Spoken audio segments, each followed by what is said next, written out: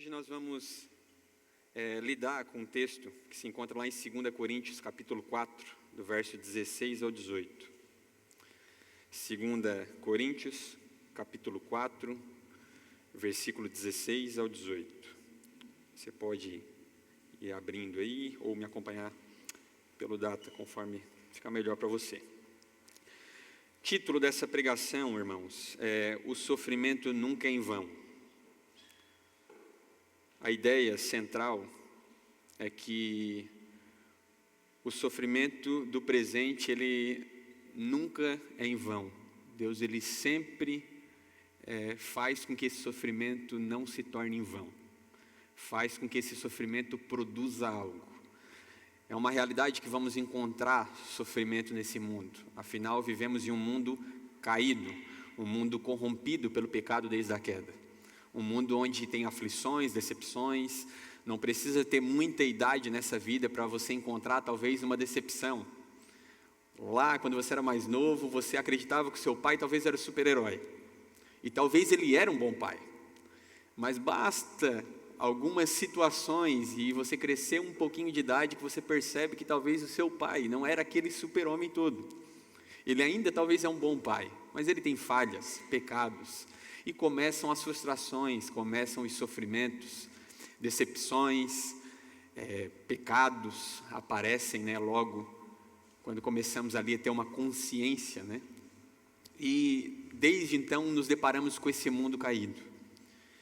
E quando olhamos para aquilo que é visível, logo vamos nos deparar, muitas vezes, com uma percepção da vida de um sofrimento que às vezes não tem sentido. Nos deparamos às vezes com alguns acontecimentos na nossa vida de dor, de lamento, ou até mesmo lugares tão profundos, tão escuros, que a vida às vezes nos leva, que nos questionamos, por que isso aconteceu, ou por que comigo, ou para que isso? E olharmos para essa passagem aqui que Paulo escreve à igreja de Corinto, é ver um sentido nisso. Como Deus, ele usa do sofrimento que não tem como fugir, irmãos. Não há como passar por essa vida e não encontrar frustrações, tribulações. O próprio Jesus falou, nesse mundo, vocês vão ter frustrações, perseguição, sofrimento, aflições, tribulação, e tribulação, quando lemos tribulação, a palavra na Bíblia, tribulação, ela inclui tudo isso, seja uma doença, seja uma decepção, seja a perda do ente querido, seja uma quebra financeira na família, seja a perda de um emprego. E o que nós vamos ler por meio do apóstolo Paulo aqui é como Deus, ele está produzindo algo que uma glória futura, ele está produzindo em nós transformar em conformidade à imagem de Cristo, de glória em glória, para que nós possamos olhar além do sofrimento, para que nós possamos olhar além desse tempo presente. A gente sabe que é difícil isso, É fácil às vezes a gente olhar para um irmão que passa algum tipo de tribulação e, meu irmão, descansa, tudo vai dar certo, e a vontade que aquele irmão tem é de certo, esse cara não faz ideia do que eu estou passando agora, Mas de fato, às vezes em meio ao sofrimento, às dificuldades, a gente tem uma dificuldade de olhar além daquilo ali. E o que Paulo faz em toda a sua vida aqui, após a sua conversão, é se desenvolver e crescer na graça, ao ponto de que ele consegue comparar a eternidade à vida presente, usando desse paralelo, a fraqueza do nosso corpo corruptível com um corpo regenerado, a glória futura de uma vida eterna com Cristo, comparado a anos, míseros anos, poucos anos, sejam os mais otimistas dessa sala aqui, talvez vão viver o quê? Até os 100 anos, tem mais quantos anos pela frente? E Paulo fazendo esse paralelo, fazendo essa comparação entre a vida do presente com a vida do futuro, nos dá uma percepção muito maior do quanto às vezes a nossa visão é limitada, apenas no aqui e agora. Vamos à leitura do texto? Que Deus nos ajude. 2 Coríntios capítulo 4, versículo 16 diz assim: Por isso não desanimamos. Pelo contrário, mesmo que o nosso ser exterior se desgaste, o nosso ser interior se renova dia a dia. Porque a nossa leve e momentânea tribulação produz para nós um eterno peso de glória, acima de toda comparação, na medida em que não olhamos para as coisas que se veem, mas para as que não se veem. Porque as coisas que se veem são temporais, mas as que não se veem são eternas.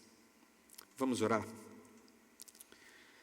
Senhor, nós te louvamos e te agradecemos pelo privilégio que temos de mais um domingo, Pai. Nos reunir com a Tua igreja, nos reunir com o corpo de Cristo, com a família santa que o Senhor separou para si. Senhor, nós recorremos a Ti e nos prostramos diante de Ti, dizendo que nada temos e nada somos se não for a Tua santa palavra. Fala ao nosso coração. Precisamos e desejamos ser moldados cada vez mais semelhantes a Jesus Cristo. Esculpe as belezas de Cristo em nós, Pai. E sabemos que o Teu Espírito Santo tem poder para isso e já o está o fazendo. Então que essa palavra encontre um lugar fértil no nosso coração. Ilumine o nosso entendimento para que possamos ser moldados pela Tua palavra. Em nome do Teu Filho amado Jesus, te pedimos. Amém. Amém, irmãos.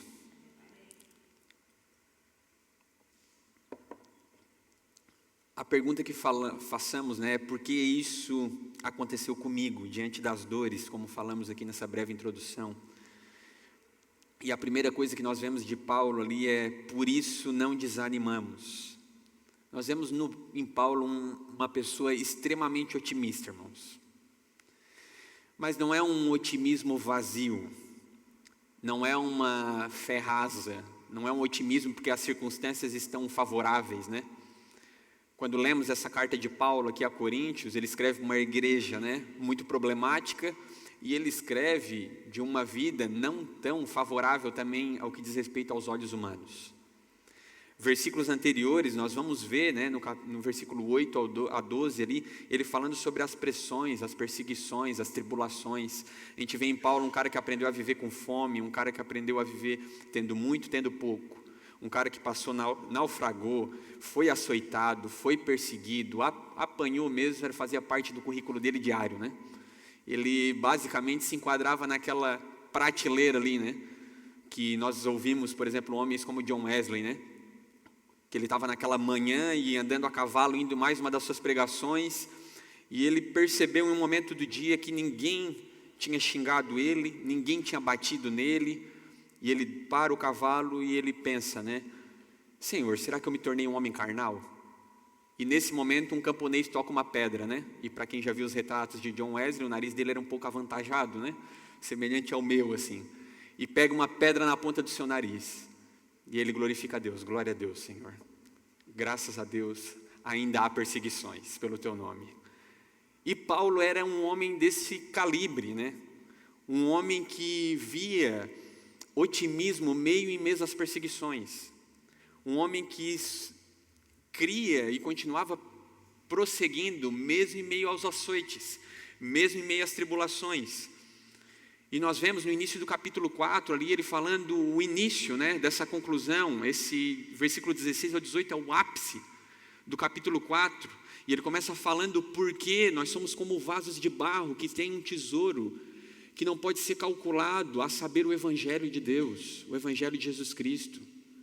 Nós, nessa carcassinha nossa, corruptível, esse vasinho de barro, alguns aqui até já mais fininhos, o barro já mais desgastado, pelo sofrimento da vida presente, carregamos um tesouro dentro de nós, o Evangelho de Jesus Cristo, aquele que nos dá nova vida, aquele que nos traz um encorajamento interior, e ele fala, logo mais à frente, temos esse tesouro em vaso de barro para que a excelência do poder de Deus não seja em nós, mas dele, quando as pessoas olham para nós, o Luqueta com essa carcassinha, olha para o Mike com aquela carcassinha X, olha para a Grazi, e vê os seus dons e talentos, e vê a glória de Deus por meio do Evangelho transformando a sua vida dia a dia, e a gente pensa, isso não pode ser desse fulano, isso não pode vir dessa pessoa, eu a conhecia, esse cara dava uma aula para o ímpio, mentia mais que todo mundo,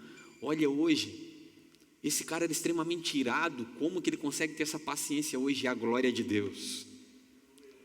Vasos de barro que contêm um tesouro, para que a glória não seja nossa e sim dele. E no versos 8 a 12, ele deixa claro ali que apesar de tudo que ele passa, né? Vamos ler o verso 8 a 12. Ele diz assim: em tudo somos atribulados, porém não angustiados, ficamos perplexos, porém não desanimados, somos perseguidos, porém não abandonados, somos derrubados, porém não destruídos, levamos sempre no corpo o morrer de Jesus, para que também a vida dele se manifeste em nosso corpo, porque nós que vivemos somos sempre entregues à morte por causa de Jesus, para que também a vida de Jesus se manifeste em nossa carne mortal, de modo que em nós opere a morte e em vocês a vida. Ele fala aqui das suas tribulações, ele fala aqui das suas perseguições, ele fala aqui que a sua vida é entregue à morte todos os dias, e ele de fato escolhe viver uma vida morrendo para si mesmo, para que nesses irmãos problemáticos da igreja de Corinto, e olha que beleza, né? Ele vê graça nisso, de ele enfrentar tribulações e abraçá-las com amor, para que esses irmãos, para que a vida opere neles, para que eles conheçam a Cristo, para que eles sejam transformados. E os versos de versículo 13 ao 15, o que é anterior ao versículo 16 e 18, ele fala o porquê, porque ele crê na ressurreição e na glória vindoura. Se nós lermos ali, ele cria na ressurreição de Jesus Cristo, ele cria na glória futura. Não é porque ele era um sádico, né, um lunático, não é porque Paulo aqui era um masoquista, muito pelo contrário, é porque ele chegaria a esse ápice aqui daquilo que ele crê. Versículo 16 ao 18, o clímax da nossa mensagem, a perspectiva eterna, a perspectiva da glória futura. O sofrimento nunca é em vão, né? E fica aqui um parêntese, né? Um bom livro a ser lido, Elizabeth Elliot, mulher do famoso Jim Elliot. O nome do livro, Sofrimento Nunca é em Vão. Um texto que trata sobre esse assunto brilhante. Versículo 16, por isso não desanimamos. Pelo contrário, mesmo que o nosso ser, o homem exterior se desgaste ou se corrompa, o nosso ser interior se renova dia a dia. Por isso não desanimamos, em vista de todas aquelas coisas, em vista de sermos um vaso frágil com um tesouro eterno dentro de nós, em vista das perseguições, os açoites, em vista do que cremos na ressurreição e na glória futura, por isso nós não desanimamos. Não desanimamos porque, por mais que o nosso homem exterior, ao longo dos anos, ao longo dos dias, ao longo da vida, ele se desgaste, o nosso homem interior, contudo, ele tem sido renovado dia após dia. Irmãos, é um fato, né, que dia após dia nós ficamos mais velhos, dia após dia a nossa saúde está indo, o nosso corpo, o exterior está se desgastando. Calvino, ele vai um pouco além disso, não só o nosso corpo físico, mas também nós vamos muitas vezes ficando cansados ao longo dos anos, nosso vigor, muitas vezes a nossa esperança, nessas coisas de ter uma vida, né, que nós queremos alcançar, que nós almejamos, os nossos sonhos, os nossos planos, nem tudo sai como queremos. Às vezes perdemos bens, às vezes perdemos saúde, às vezes perdemos um ente querido que vai cedo, né? Como eu tive a experiência de perder o meu padrasto muito cedo, e nem tudo sai como a gente espera, foge, né, do nosso controle as coisas. E o que Paulo fala é que por mais que o nosso homem exterior ele se corrompa, e não uma corrupção moral, mas essa deteriorização, esse desgaste progressivo ao longo dos anos, né? Muitos irmãos, mesmo cristãos, se pegam às vezes cansados ao longo da caminhada, se desgastando exteriormente. Alguns aqui nesse salão eu conheci há alguns anos atrás, né? Alguns 10 anos atrás, outros 5 anos atrás, e acredite, eles estão um pouquinho mais castigados do que eram antigamente. Não é fácil, muitas vezes, professar a fé cristã em um mundo caído. Não é fácil, muitas vezes, abrir mão, né, de tantos privilégios, talvez, que o mundo nos daria, mas que talvez nos afastariam de Cristo. Às vezes fazemos renúncias, lidamos com muitas dificuldades ao longo dessa vida. E o que Paulo fala é que por mais que nós possamos enfrentar esse desgaste exterior, nós precisamos e devemos crer que Deus ele tem renovado o nosso ser interior dia após dia. E esse renovar aqui, ele não é um sentido de um ato único, mas é algo progressivo. Nós percebemos que quanto mais passamos por dificuldades, quanto mais passamos por sofrimento, quanto mais passamos por tribulações ao longo da caminhada cristã, mais estamos próximos de Jesus Cristo de uma forma relacional, mais nos tornamos maduros. Lembram daquela passagem de Romanos capítulo 5, quando Paulo fala: eu não me glorieio somente na glória futura, naquele dia que estaremos com Jesus Cristo na eternidade, mas eu me glorio nas tribulações do tempo presente, porque elas produzem em nós perseverança, experiência, esperança, nos tornando cristãos mais experimentados, mais perseverantes, mais confiantes, esperançosos em Cristo Jesus. E ele fala por meio do quê? No versículo 7, ele fala por meio do Espírito Santo que nos foi dado, aquele que nos convence do seu amor dia após dia. Irmãos, o nosso ser interior, ele vai se renovando. Então, por mais que a gente olhe para nós e muitas vezes: Senhor, eu estou, parece que caindo aos pedaços, eu estou desfalecendo, eu não às vezes consigo ver, né, o porquê do sofrimento, da dificuldade, e Paulo fala: por isso, né, nós não desanimamos, por isso nós não desanimamos, porque o ser interior está sendo renovado dia após dia, e nisso está a nossa esperança. Essa tensão da vida cristã, o exterior sendo moído, sendo enfraquecido, comparado com o fortalecimento interior. O cristão ele vive essas duas realidades, uma que se vê e uma que não se vê, uma que nós temos uma percepção visível e uma que nós temos uma percepção invisível. A perda física, e talvez você é um desses como eu que percebe o peso do tempo, o cansaço da alma. Quantos de nós, irmãos, em algum momento da nossa caminhada já oramos ou nos debruçamos em lágrimas diante de Deus? Tem uma canção, né, antiga de alguns irmãos que diz assim: tenho esperado tanto tempo aqui, né? Tenho aguardado tanto tempo aqui, e o meu coração pronto está te esperando, disposto aqui a te aguardar, mas te esperando que tu volte. Às vezes nos pegamos na caminhada e pensando: Senhor, eu estou tão cansado às vezes do sofrimento desse tempo presente, eu estou tão cansado às vezes das tribulações, das dificuldades, às vezes eu já não aguento mais perder amigos, parentes, eu não aguento mais as tribulações que têm vindo, às vezes eu não aguento mais a depressão, eu não aguento mais lidar com as ansiedades, eu não aguento mais lidar com a saudade. E é momentos genuínos que nós podemos e devemos chorar diante de Deus. O cansaço da alma, a dor no corpo, as marcas das lutas que vivemos, do nosso testemunho de vida que muitas vezes só nós conhecemos. Mas Paulo lhe demonstra que isso não é um sinal de abandono, mas que muito pelo contrário, Deus ainda usa dessa dor para que ela faça algum sentido, nos transformando, nos gerando vida interiormente dia após dia, por mais que por fora enfraquecidos, como ele disse, por dentro sendo renovados. E ele segue, né, no versículo 17, dando essa perspectiva da eternidade, a aflição que produz glória, porque a nossa leve e momentânea tribulação produz para nós um eterno peso de glória, acima de toda comparação. Depois de falar sobre esse contraste do homem exterior com o homem interior, ele traz aqui, ele amplia, né, a nossa perspectiva, a nossa visão, para o tempo presente e a eternidade.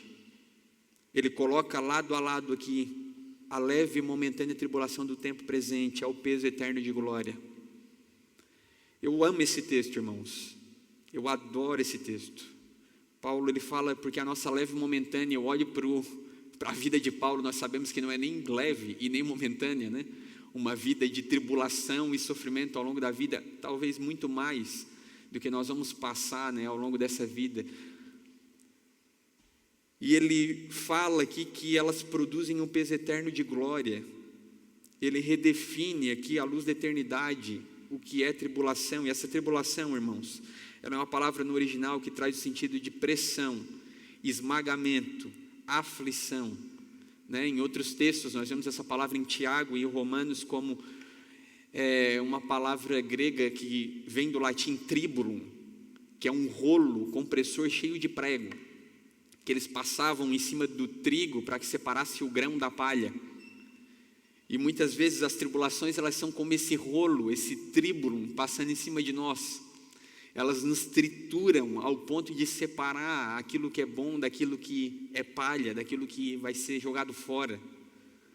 Essas pressões, essa aflição, esse esmagamento. E o que ele diz é que isso está produzindo algo. Nós precisamos crer, irmãos, em passagens como a de Romanos capítulo 8, do verso 28 e diante. Ele nos predestinou, nos elegeu e tudo mais, para que nós fôssemos em conformidade à imagem do seu Filho.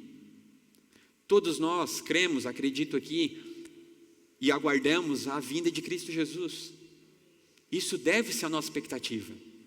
Nós oramos por isso. Nós ansiamos por isso. Senhor, quando o Senhor fenderá os céus?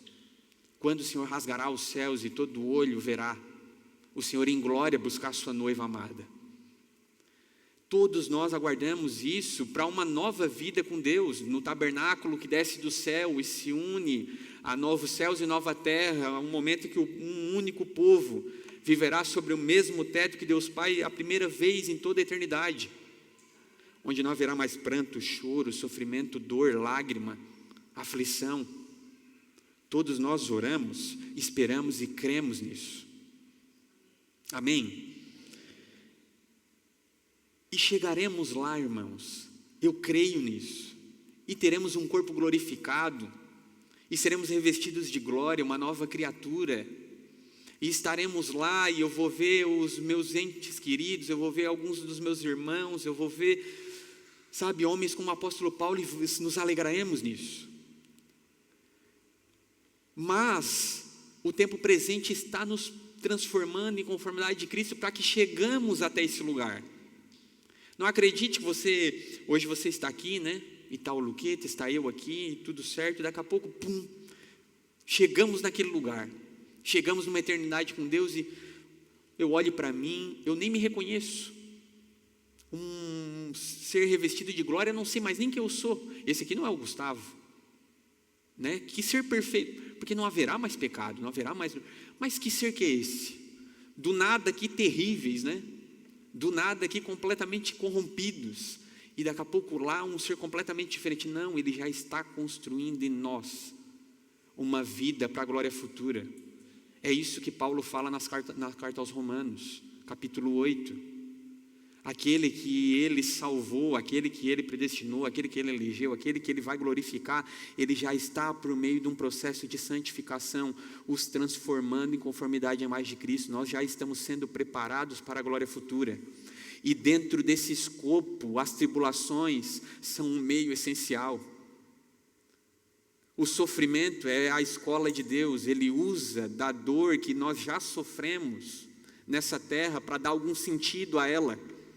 Não tem como fugir do sofrimento desse mundo presente, não tem como não ficar doente, não tem como não se decepcionar. Vivemos em um mundo caído, o que ele faz é dar sentido ao sofrimento.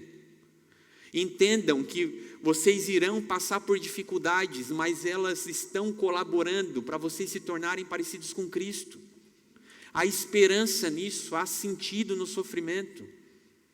É isso que Deus está fazendo com que essas tribulações, essas pressões produzam glória, produzam uma glória futura que já está sendo construída aqui no tempo presente.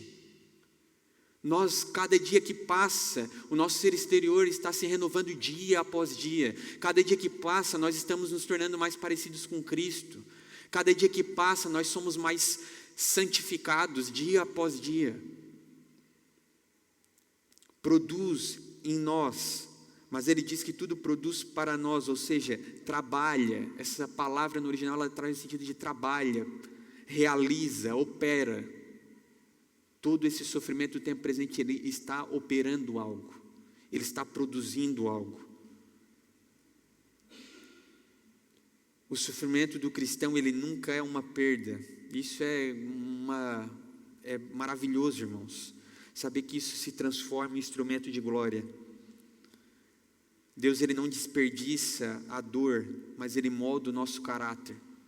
É olhar para o nosso passado, e às vezes nós não temos, há dores ali que elas não cabem em palavras. Eu acredito que todos aqui têm uma história. Todos aqui viveram algum sofrimento no tempo passado, algumas com histórias, às vezes, que são difíceis até de conter as lágrimas dos olhos. Às vezes nós escutamos testemunhos de alguns irmãos e aquilo é como um soco no peito. Temos, muitas vezes, vidas de irmãos que foram abandonados pelos pais. Pais que, muitas vezes, não decidiram criar seus filhos.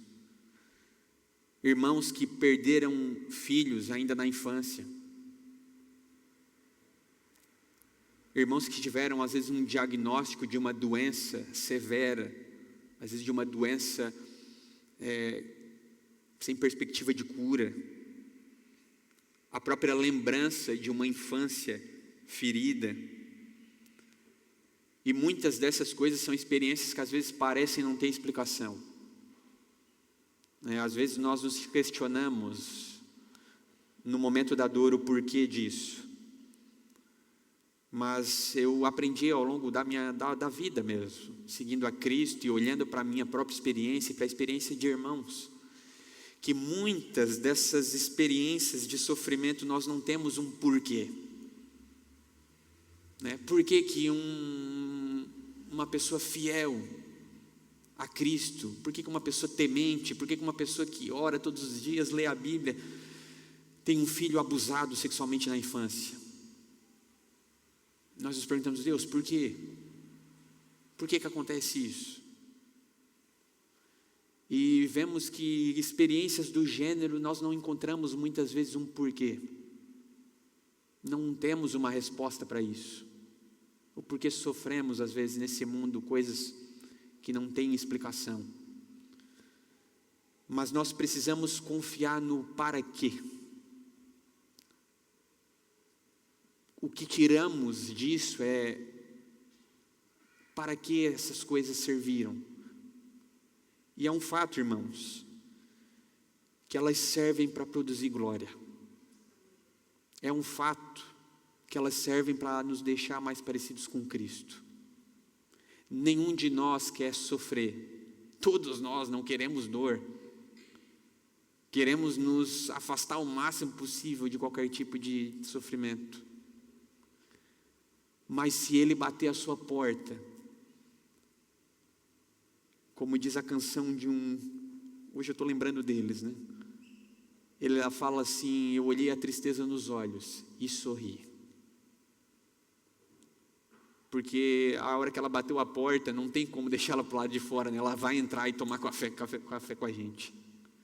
Mas eu olhei a tristeza nos olhos e sorri, porque eu sei que às vezes eu não entendo o porquê disso. Mas eu sei que amanhã eu vou me tornar muito mais parecido com Cristo. Eu vou me apegar muito mais nele, eu vou amá-lo muito mais. A minha confiança está muito mais nele do que ele estava ontem. Eu creio muito mais que ele tem feito me perseverar no dia de hoje do que eu cria ontem. E por mais que em meu sofrimento nós venhamos desanimar, eu vejo a perseverança ano após ano. E em vários momentos da nossa vida nós pensamos, aqui é o fim. Daqui não passa mais. Essa situação acho que acabou. Não sei nem mais se eu sou crente. Será que eu fui salvo? Será que... E nós estamos ali, quebrados. Mas a realidade, irmãos, é que os anos passam e nós continuamos aqui. Os anos passam e nós continuamos crendo. Os anos passam e nós continuamos perseverando. E nos tornando mais experientes, mais experimentados, mais esperançosos. O sofrimento na mão de Deus, de fato, é educativo.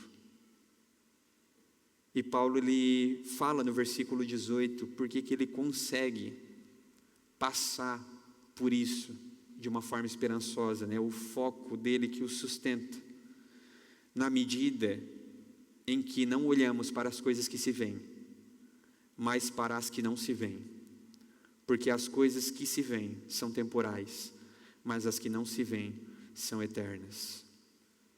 Paulo encerra esse capítulo 4, falando de onde estão os seus olhos. Nós vemos que talvez um grande erro nosso, meu e seu, é talvez estar focando no lugar errado. Às vezes olhamos para o apóstolo Paulo e pensamos, mas Gustavo, não compare o apóstolo Paulo conosco. Que ser brilhante, que homem incrível, que homem, sabe, nos surpreenderíamos de o quanto é um homem comum, Paulo. Mas vemos que ele estava olhando para o lugar certo. E isso faz toda a diferença.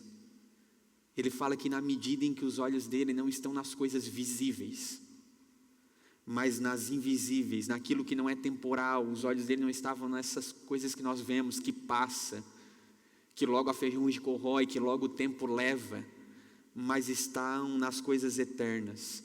Por isso ele vive esperançoso, por isso ele não desanima, por isso o sofrimento tem sentido, porque ele não tira o foco da eternidade, ele não tira os seus olhos de Cristo Jesus, daquela esperança que nós falamos mais cedo. Oramos e esperamos para que ele retorne, e ali está o foco de Paulo, na eternidade comparado ao tempo presente. O que se compara 30, 40 anos a uma eternidade com Deus? Se é que temos 30 ou 40 anos.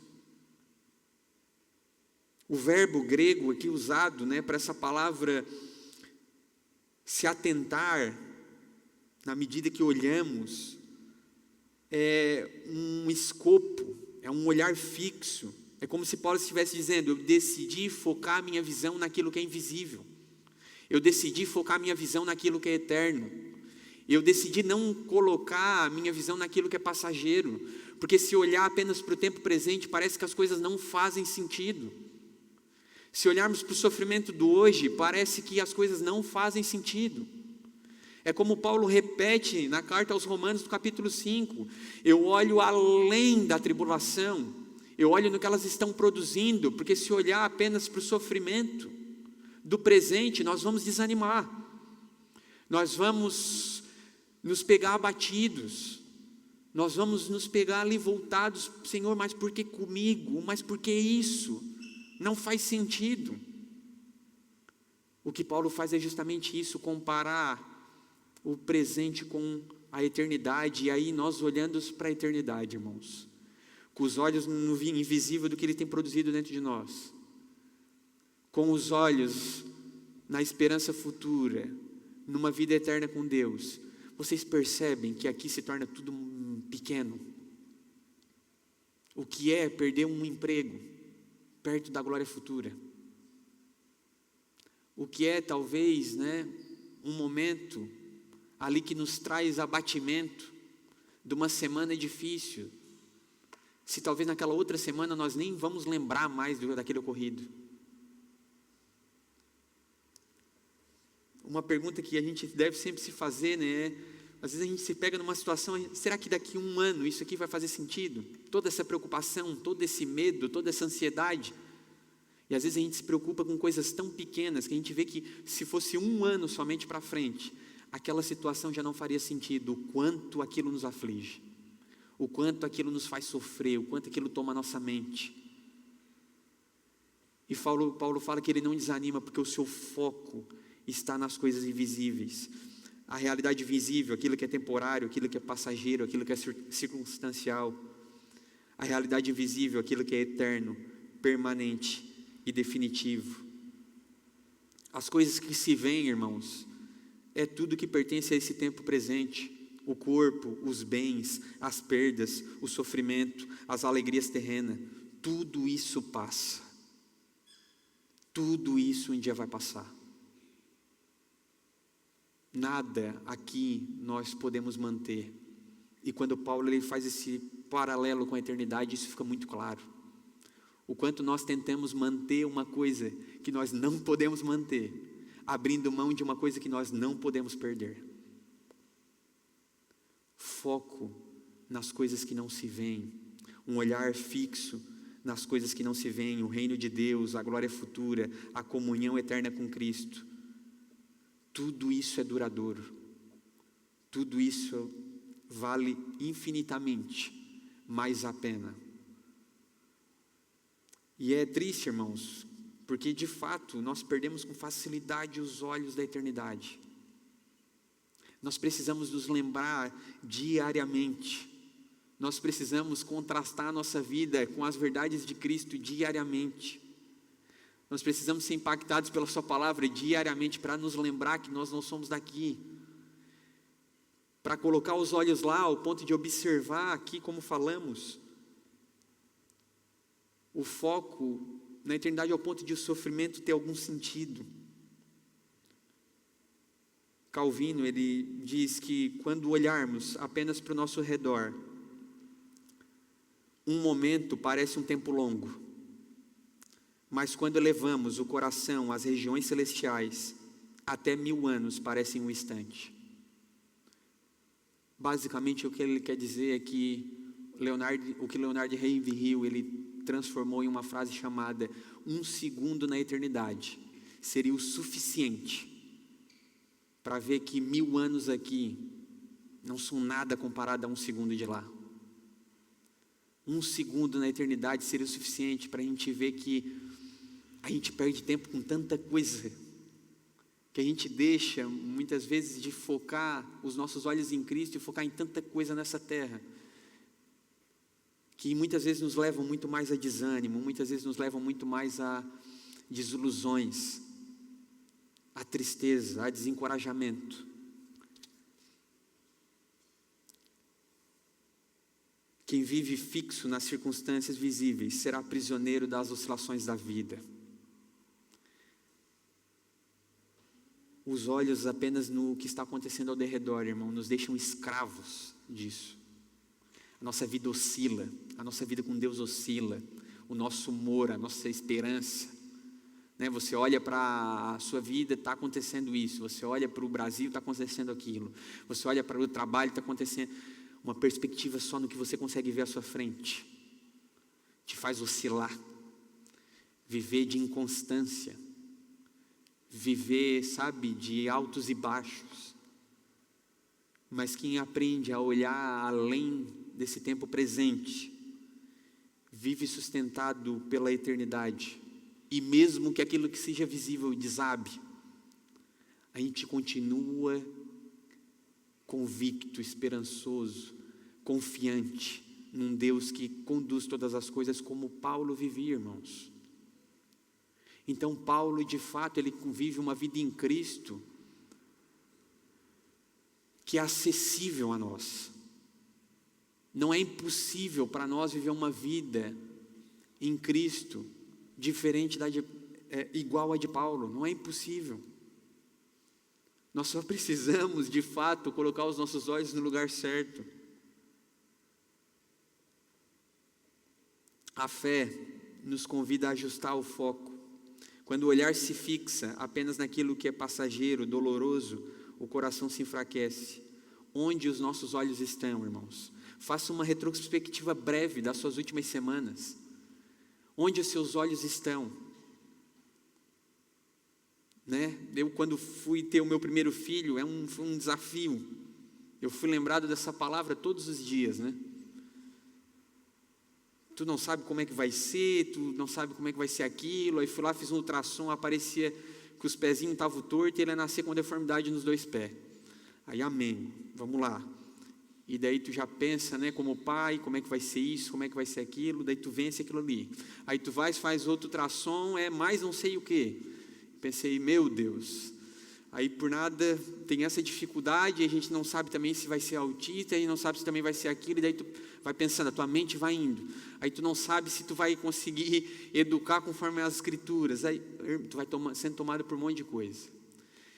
E talvez, irmãos, aquilo seria um período de quantos meses? 3 meses. Eu lembro que a primeira semana meu coração foi tomado assim por dentro de uma angústia, de uma preocupação. E o Ben nasceu, né? Vocês vêem ele aí correndo. Meu Deus, imagina, né? Se não tudo que supostamente a médica falou que ia acontecer, não aconteceu nada. Nada. E às vezes a gente sofre antecipadamente por tanta coisa que talvez nem vai acontecer. Isso é o que nós chamamos de ansiedade, né? Você já parou para pensar? Quantas das coisas que tomam o nosso coração, quantas delas realmente aconteceram? Irmãos, a taxa é mínima, é muito baixa. E nós colocamos os olhos só no aqui e agora. Sabe, aquilo ali não era para ter tirado a minha paz só porque talvez daqui 3 meses nasceria, aquilo ali era apenas um erro médico, sei lá o que foi aquilo, ou Satanás, sei lá o que foi. Não, sabe, 3 meses não é, apenas os 3 meses resolveriam aquela circunstância, sim. Tirariam os medos, sim, mas vão vir medos futuros. Ele vai crescer, ele vai ir para o colégio, que tipo de homem ele vai ser, que tipo de marido ele vai ser, virão outros medos, virão outras dificuldades, que o Senhor guarde a vida dele, aí ele vai ficar adolescente, vai pedir para ir numa festa aí de quinta, tomara que não, Senhor, mas vai pedir para ir numa festa de uma menina do colégio, e daí dá 2 horas da manhã não chega, e aquele medo de pai, a mãe nem se fala, né? E a gente vai chegar nesse momento, né? Ele tem 2, a minha vontade é que ele não cresça mais, mas ele vai crescer. Mas o que faz a gente passar por essas circunstâncias é olhar para a eternidade e saber que um dia eu estarei lá com o bem. Independente do que aconteça nessa vida presente, independente do que ele sofra, independente das decepções que ele tenha, meu Deus, eu como pai, se eu pudesse, eu absorveria todo o sofrimento que ele vai enfrentar nessa vida presente. O meu desejo é, de fato, que ele siga a Cristo, mas nem isso eu posso assegurar que vai acontecer. Eu vou ensiná-lo, eu vou pregar para ele todos os dias que eu puder. Eu vou orar pela sua vida todos os dias que eu puder. Mas nem isso eu consigo assegurar. Mas a minha oração é que eu, de fato, um dia o encontre na glória futura. E se assim Deus permitir, que ele creia no único Deus verdadeiro. A minha esperança está nisso, irmãos. Eu não posso evitar essas coisas. Eu não posso evitar nem na minha própria vida, muito menos na do meu filho. Mas eu oro para que elas façam sentido em Jesus Cristo. E de fato elas farão. Mas para que elas façam, os meus olhos precisam estar na eternidade. Nós precisamos ensinar uns aos outros a olhar o invisível como irmãos nessa comunidade. No mundo que é obcecado por resultados, por aparências, por conquistas visíveis, a igreja é chamada a olhar além disso. Quando um irmão sofre ao nosso lado, quando uma pessoa passa por lutas, nós precisamos lembrar que as coisas que se veem são temporais. Meu irmão, isso é por um tempo determinado, nada dura para sempre. Volte os seus olhos para Cristo, isso é passageiro. Nossa visão espiritual, irmãos, ela deve ultrapassar o que os olhos físicos percebem. É assim que o sofrimento perde o poder de nos desanimar. Ele só nos desanima enquanto os nossos olhos estão nas coisas visíveis. É isso que Paulo está dizendo, por isso não desanimamos. Porque os nossos olhos não estão no que é visível. O que Paulo nos ensina aqui é que o olhar da fé ele é capaz de compreender que Deus está agindo mesmo quando tudo parece se desgastar, que Deus está agindo mesmo quando tudo parece desmoronar, que Deus está no controle mesmo quando tudo parece ruir ao nosso redor. O homem exterior se corrompe, mas o interior se renova.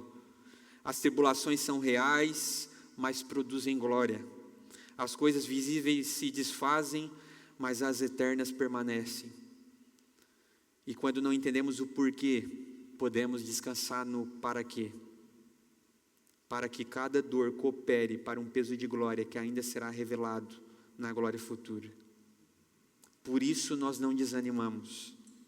Tim Keller, ele tem uma frase que diz assim: Deus sempre nos dá exatamente o que teríamos pedido, se soubéssemos tudo o que Ele sabe.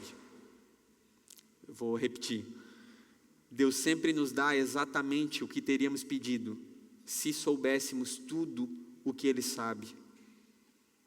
Nós não sabemos o que Deus sabe, nós não vemos a eternidade diante dos seus olhos como Deus vê. Mas podemos crer em passagens como tudo está cooperando para o nosso bem.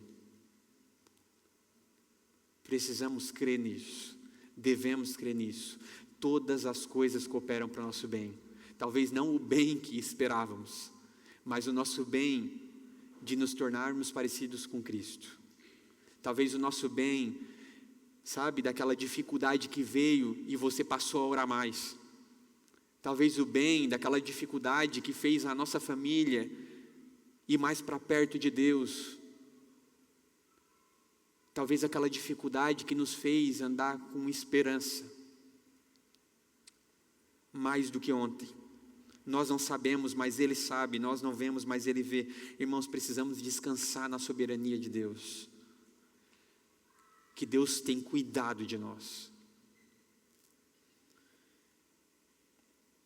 O que aprendemos é que, enquanto o mundo, irmãos, ele tenta escapar da dor, a todo custo, nós aprendemos a atravessá-la com fé, sabendo que a glória está sendo gerada em nós. Às vezes a gente ora, né? Senhor, me livra daquilo, e não tem problema em petições, irmãos. Mas nós precisamos entender que Ele não vai nos livrar de tudo. Ele não vai nos livrar porque nós precisamos atravessar em meio a isso. Sabe, é como o salmista diz, no vale da sombra da morte. Ele não fala, me tira do vale da sombra da morte, mas ele fala que passando pelo vale da sombra da morte eu não temerei, porque o Senhor está comigo. Porque a sua vara e o seu cajado me consolam, Ele é o meu bom pastor. Ele é aquele que não me desampara, é aquele que está bem presente, seja na angústia, seja na alegria. Ele é o meu socorro bem presente, aquela caverna, aquele escudo forte onde nos escondemos, em meio às tribulações da vida. Por isso nós não desanimamos. Eu convido vocês, irmãos, a voltar os olhos para o lugar de onde nós nunca deveríamos tirar, e nós vamos precisar amanhã, na segunda-feira, fazer o que de novo? Olhar para Cristo de novo, e na terça, e na quarta, e na quinta, e na sexta, e no sábado, e no domingo. Por quê? Porque amanhã mesmo a nossa porta baterá as dificuldades de um novo dia, e o que elas vão tentar a todo custo fazer é tirar os nossos olhos da eternidade. Essa é a vida do cristão. E o que o Paulo faz diariamente é traçar a nossa vida eterna com a nossa vida presente, para que olhamos para lá e pensamos, isso aqui não vale a pena, isso aqui tem sentido, isso aqui eu preciso não gastar energia, isso aqui eu preciso gastar energia. E mesmo que eu não entenda nada, em todo tempo eu sei que eu sou amado por Deus, em todo tempo eu sei que eu sou cuidado por Deus, e que há esperança nele. Amém?